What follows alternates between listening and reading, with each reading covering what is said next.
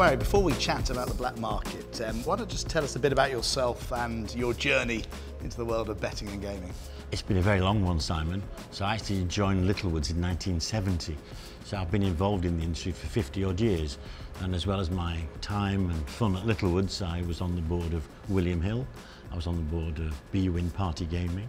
I was on the board of Playtech. And of course, I've been chairman at Entain, which is Ladbrokes, Coral, Gala, and so on, for the last 5 years or so. So you must have seen the industry evolve a lot over those years. What would you say is the most significant shift you've seen in the sector? Two things. I think it's technology. It's just transformed the way consumers can get at the products that we have that we want to sell. And of course regulation, and regulation has allowed those products to develop. And that growth of technology has really enabled the black market. Can you give us an idea of what a black market operation looks like? How does it work? From a consumer point of view, it actually looks very much like what the legitimate market does. You'll get the same kind of technology being used, you'll see the same kind of quality of graphics, same kind of quality of video feed going on. What you're not getting though is looking after the customer, making sure that people can afford to play and want to play in the right kind of way.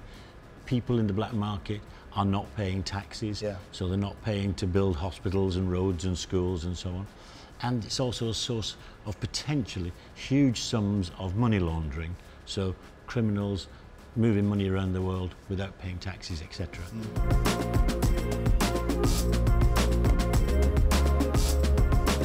So, why?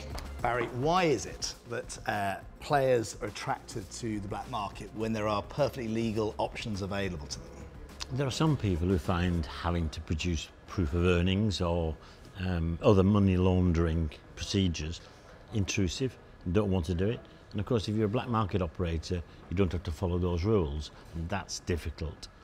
We should turn around the other way and look at why should people bet with regulated operators. It's because they're paying the taxes. You're not dealing with criminal organisations. Most importantly, from an individual's point of view, you'll get the support of, if you're developing a problem, we can spot that, we can try and help. And we don't want to do things that make you have a problem. If you've got the unregulated operators, they're only bothered about their bottom line, and they will use all kinds of techniques and tactics to get you to spend more, perhaps, than you can afford, and from that can develop problems.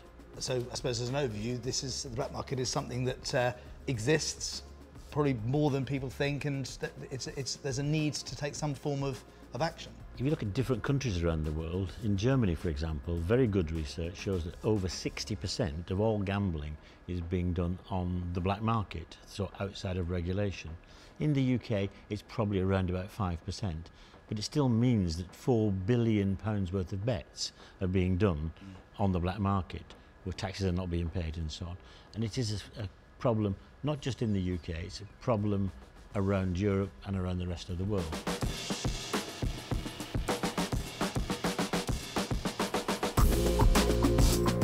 So Barry, what can be done? I mean, what can operators, government and even players do to combat the rise of the black market? Simon, I wish there was a silver bullet, and what's clear is there's not a single thing that we can do that would stop this being a problem. We've recently commissioned a report from a research company called Regulus. They've identified 4 or 5 areas that are either already being used in other parts of the world quite effectively. Look at how you move money through the system. So if you're betting with an online operator, perfectly legal, in the UK, regulated, you can of course use your debit card, and that's how the money gets transmitted from you to the operator and back to you when you win. If people are unregulated, should they be allowed access to the financial system, or should the financial system be encouraged to eliminate operators who aren't regulated in the territory that they're operating in? Geofencing, 1 or 2 territories around the world are using geofencing to prevent certain types of products being sold online into a specific market. Governments have got to give the powers to regulators and encourage cross-departmental work. So for example, financial services with gambling regulation would be a very sensible thing to make sure was happening in the right kind of way. Because at the end of the day, the money raised through gambling is there to help society, and a lot of it is about funding hospitals, funding schools, infrastructure, roads, etc., etc.